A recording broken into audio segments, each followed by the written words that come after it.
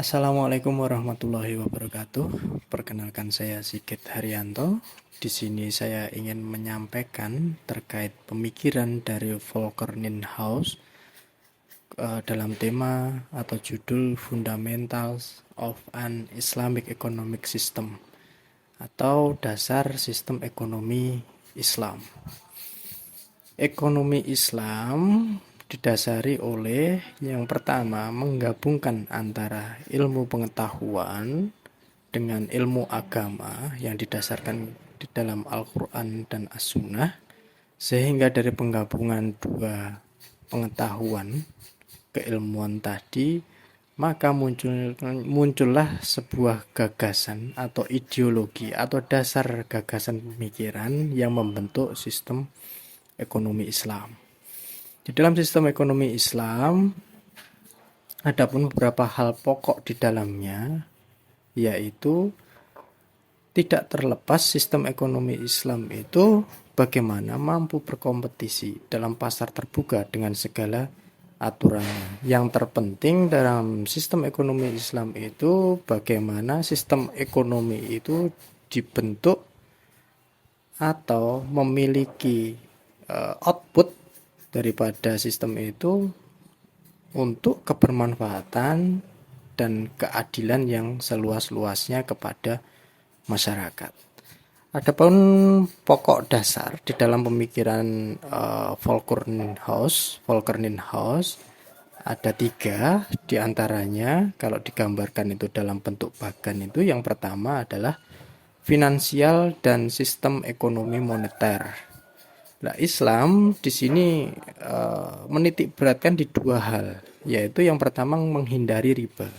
Kenapa Islam betul-betul menghindari riba? Karena sistem riba itu sangat memberatkan dan sangat memiliki dampak yang kurang bermanfaat atau tidak bermanfaat, atau memiliki dampak kebermanfaatannya kepada pihak-pihak tertentu, di mana dia yang memiliki kebijakan kaitannya dengan sistem ekonomi tersebut, dalam tanda kutip tadi riba.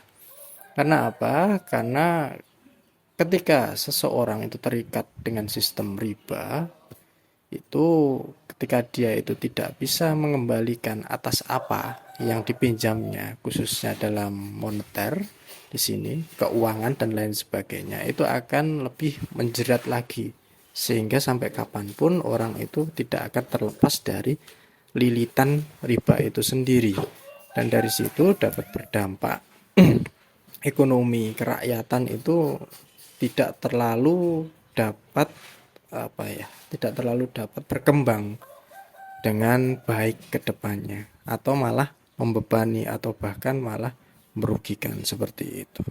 Dan kaitannya dengan itu yang kedua, menggunakan alat tukar yang sifatnya moneter, ini tadi pendekatan moneter itu berupa emas atau perak. Kenapa menggunakan emas atau perak? Salah satu dasarnya adalah dengan alat tukar uang, kalau dalam bahasa kita sekarang itu menggunakan emas atau perak itu tidak berkurang nilainya. Jadi sejak tahun Rasulullah sampai sekarang pun nilai dari 1 gram emas itu tidak berkurang atau bahkan malah terus meningkat. Dari situ itu juga dapat mencegah salah satunya terjadinya inflasi. Karena dengan alat tukarnya itu emas dan perak, maka pastinya itu dibuat sesuai dengan sumber daya alam ataupun sumber daya produk dan lain sebagainya, itu sesuai dengan dengan perbandingan harga emas dan perak tersebut. Maksudnya apa? Maksudnya kalau kita bicara moneter itu kita bisa menekan kemungkinan uang beredar di masyarakat itu terlalu banyak sehingga terjadinya inflasi yang mengakibatkan harga barang ataupun jasa yang melambung secara periode waktu yang terus-menerus, sehingga masyarakat itu mengalami kesulitan untuk mendapatkan barang-barang tersebut, dan terjadilah peningkatan angka PHK, pengangguran, angka kemiskinan dan lain sebagainya. Banyak faktor yang nantinya bisa terjadi akibat inflasi tersebut. Terus selanjutnya yang kedua, kaitannya dengan hal pokok di dalam sistem ekonomi Islam adanya kepedulian kepada hak individual dan sosial. Yang pertama itu melalui metode atau sistem zakat.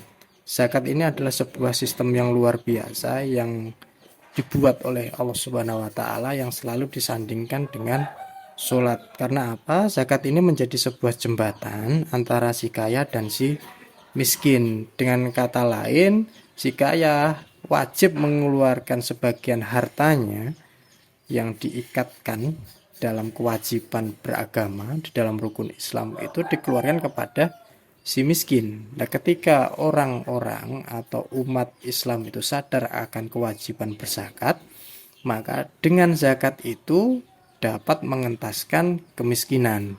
Maksudnya apa? Maksudnya dengan potensi zakat yang luar biasa, terutama di Indonesia ini, kebanyakan atau mayoritas penduduknya adalah Islam, itu jika dikumpulkan itu akan berdampak luar biasa untuk support ekonomi kerakyatan. Bahkan itu pernah dipraktekkan di di Khalifah Umar bin Khattab, yang mana mengambil hak dari masyarakat itu bukan pajak tetapi melalui zakat, dan itu menjadi dampak kemajuan Islam khususnya di ekonomi yang luar biasa.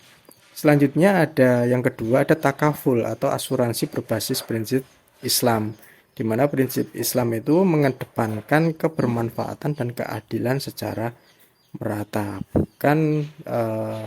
bukan memprioritaskan adanya mungkin riba, bukan memprioritaskan akan kebermanfaatan hanya pihak-pihak tertentu yang dimana itu dapat merugikan pihak yang lain, seperti itu.